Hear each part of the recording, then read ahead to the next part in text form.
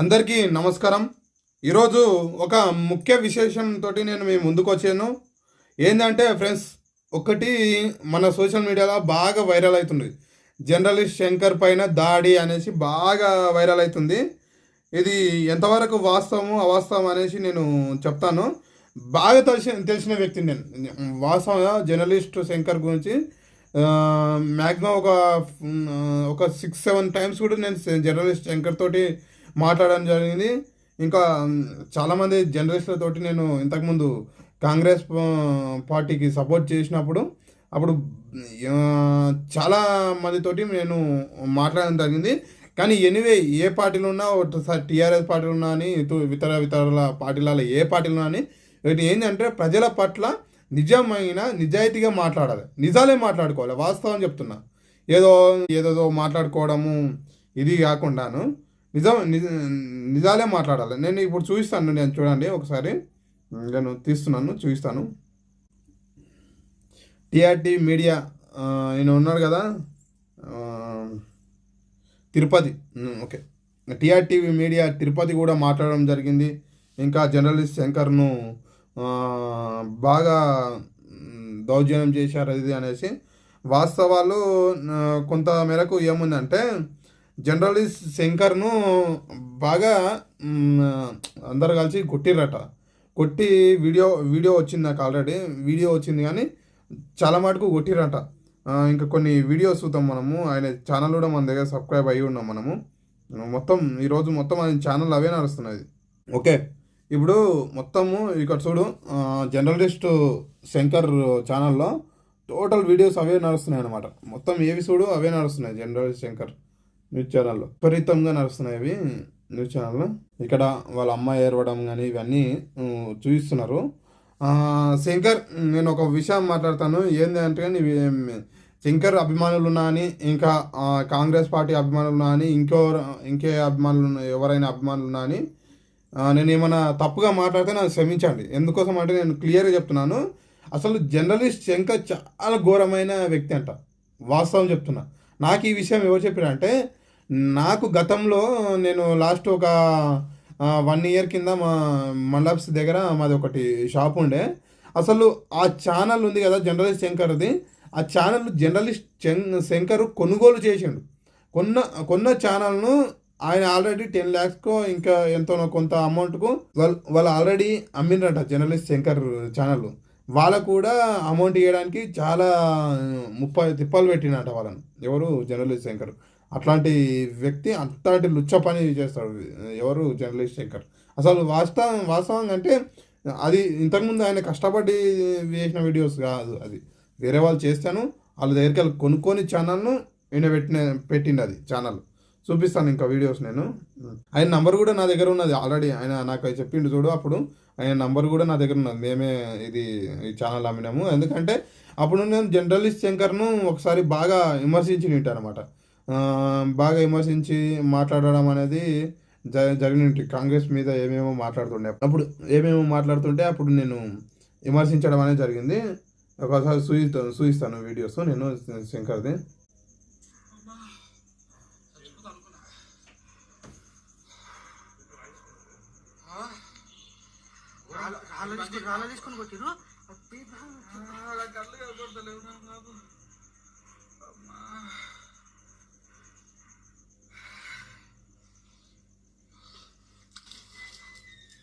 Okay, ఈయన కళ్ళు కనబడతలే అన్నాడు. రోడ్డు పైన కొట్టిర్రు. రోడ్డు పైన కొడితేను లోపల వరకు వచ్చి ఎట్లా వచ్చిండు? కళ్ళు పడకొడితే మొత్తం నాటకాలు పడుతున్నాండి ఈయన. చూపిస్తాను నేను, ఇంకా ఆయన చాలా కూడా చూపిస్తాను. మొత్తం బ్లాక్ మెయిలర్ అండి. ఏముందంటే, తీన్మార్ మల్లిగాడు ఏంది, ఈ జర్నలిస్ట్ శంకర్ ఏంది, పబ్లిక్ లాలు ఉన్నారు చూడు, వీళ్ళందరూ బ్లాక్ మెయిలర్స్. మెయిన్ థింగ్ చెప్తున్నాను, వీళ్ళు బ్లాక్ మెయిలర్స్ చెప్తున్నాను. ఏంటంటే ఘోరమైన వ్యక్తులు వీళ్ళు చెప్తాను. ఈరోజు ఆయన సాంగ్ కూడా రిలీజ్ చేసిన ఆయన చూపిస్తారు. జర్నలిస్టు శంకరన్న కాంగ్రెసు నాయకుల దాడాయరా, ప్రజల కొరకు ప్రశ్నించి అడిగితే సాగు దెబ్బలు మీరు కొట్టిస్తిరి, ఇచ్చిన మీలను చెయ్యనడిగితే గొడ్డును బాదినట్టు ఇగో ఆయన అబ్బాయిడేమో పాలన అని సాంగ్ పాడుతున్నాడు ఆయన. ప్రజల కొరకు మాట్లాడితే తప్పెట్లరో. అవును భాయ్, నేను ఒకటి అడుగుతున్నాను, ప్రజల కొరకు మాట్లాడు, ప్రజల సూయించు, ప్రజల కష్టాలు సూయించు, తప్పలేదు. నీవు బీఆర్ఎస్ను ఎత్తుకొని కాంగ్రెస్ను తొక్కేసే మాటలు మాట్లాడకు. తిడితే ఇద్దరిని తిట్టి ఆ నిజమైన జర్నలిజానికి విలువలు కాపాడినట్టయితావు. బీఆర్ఎస్నేమో లేపుతావు, కాంగ్రెస్నేమో తిడతావు.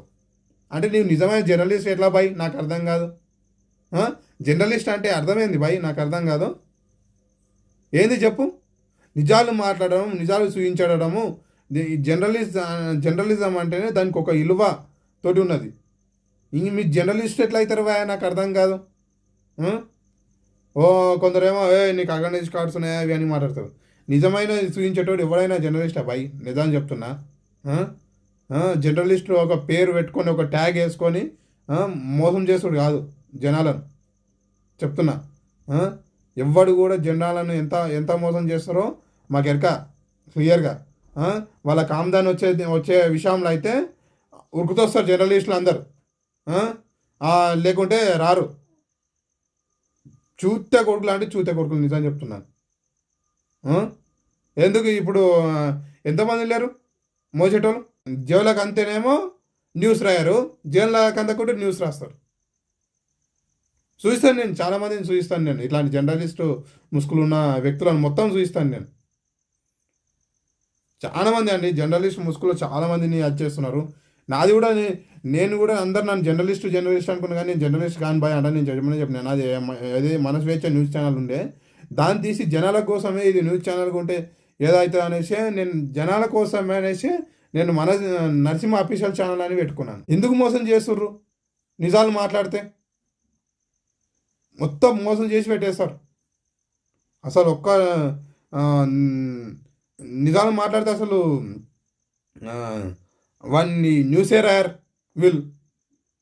అదే ఎమ్మెల్యే ఎంపీ ఉన్నా అనుకో, వాడిని దగ్గర కురుకుతూనే ఉంటారు. 500 కమ్ములు పోతారు వీళ్ళు,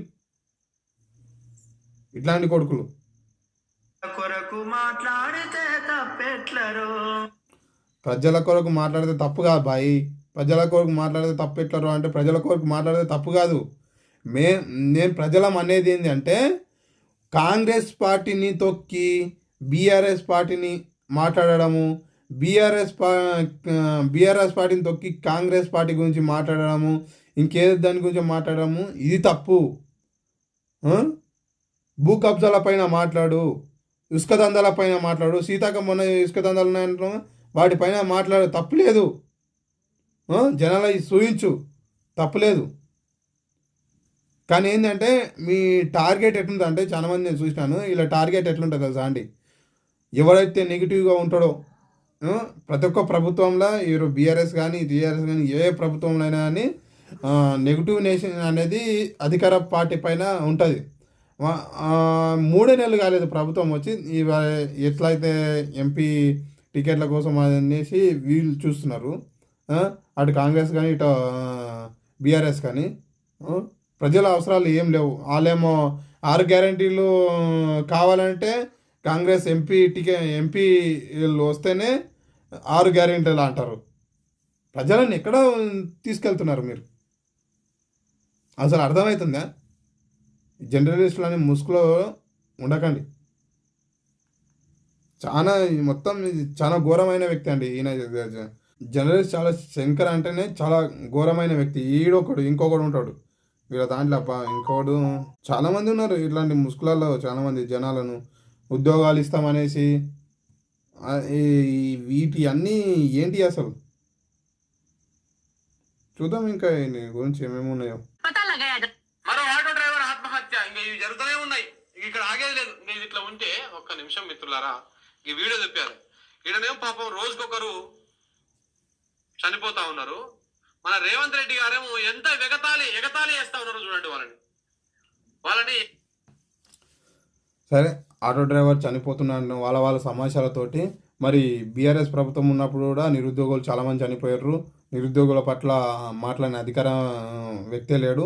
మరి ఈరోజు కాంగ్రెస్ పార్టీ ఉన్నది. కాంగ్రెస్ పార్టీలో కూడా కొంచెం చనిపోతూనే ఉంటారు, కానీ వీళ్ళు కూడా పట్టించుకోరు. జనాలు మారండి, ఫస్ట్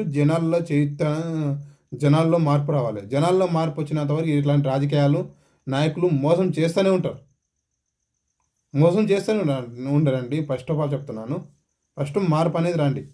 మార్పు వచ్చిన తర్వాత 100% వాళ్ళు మన సైడ్ మలుస్తారు.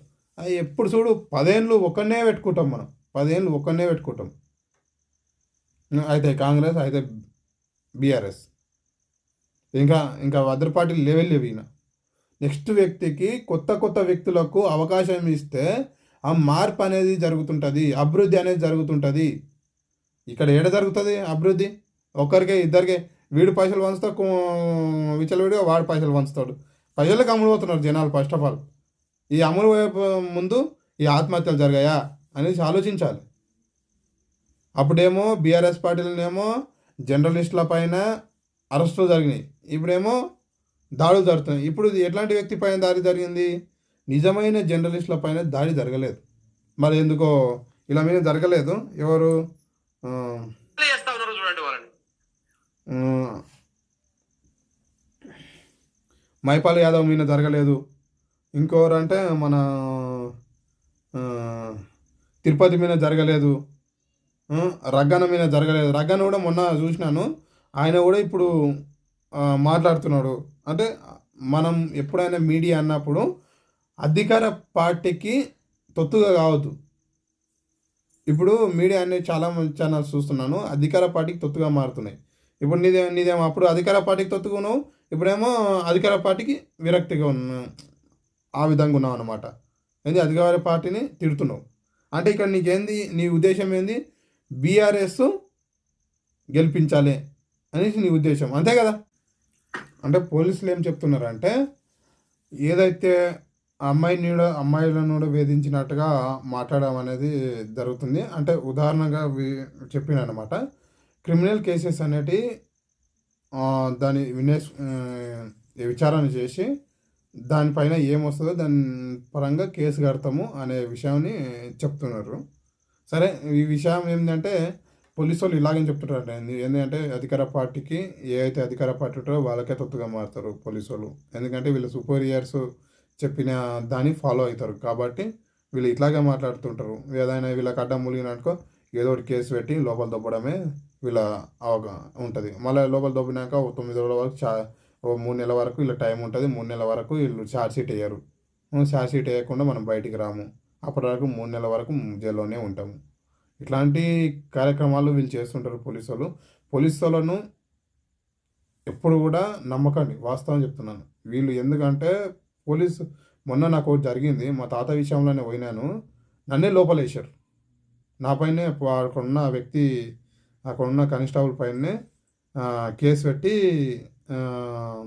నా పైన లోపల నూకుదామని చెప్పిన. అప్పుడు మా వాళ్ళు పోయి కాలేలో పట్టుకొని తీసుకొని బయటకు వచ్చారు. ఇట్లాంటివి జరుగుతున్నాయి. ఎందుకంటే ఆ వీడియో కూడా నా దగ్గర ఫోన్లో ఉండే, ఆ ఫోన్లో వీడియోలు కూడా డిలీట్ చేసిండు ఎస్ఐ. అట్లాంటి దుర్మార్గుడు ఎవరు తెలుసా? పరిగెస్తాయి చెప్తున్నా కదా, పరిగెస్తాయి. చాలా ఘోరమైన వ్యక్తి. అట్లా ఏ టైంలో పట్టుకోవాలన్నా పక్కా పట్టుకుంటారు పరిగెస్తాయి. నేను ఇది మాత్రం గ్యారంటీ. ఆ పట్టుకున్నాకనే అప్పుడు ఆయన కేసులు, ఇట్లాంటి కేసులు ఎన్ని చేస్తాడో చూస్తాను. ఆయన మీద మాత్రం అది నా నిఘా మాత్రం ఉంటుందండి. ఓకే, ఇంకేమిందంటే ఛానల్ ఎవరైనా సబ్స్క్రైబ్ చేయని వాళ్ళు ఉంటే సబ్స్క్రైబ్ చేయండి. ఇంకెవరైనా ఇంకేమన్నా కామెంట్ కానీ షేర్ కానీ చేయాలనుకున్న వాళ్ళందరూ చేయండి. ఎందుకంటే మీరు ఎంత కామెంట్ చేస్తే అంత నాది ముందుకెళ్తుంటుంది. అది మంచి మాట్లాడినా చెడు మాట్లాడినా కానీ ఏదైనా కామెంట్ చేయండి, ఓకేనా? ఇంకోటి ఏంటంటే మీరు ఆ కామెంట్ను పోస్ట్ కూడా చేయండి మీ స్టేటస్లలో.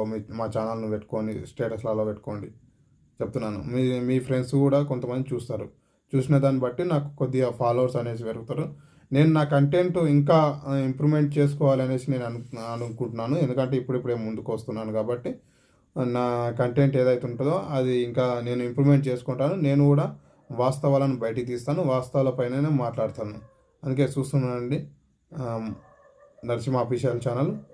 ప్రతి ఒక్కరు ఛానల్ సబ్స్క్రైబ్ చేసుకొని షేర్ చేయండి, కామెంట్ కూడా చేయండి. జై హింద్, జై భీమ్.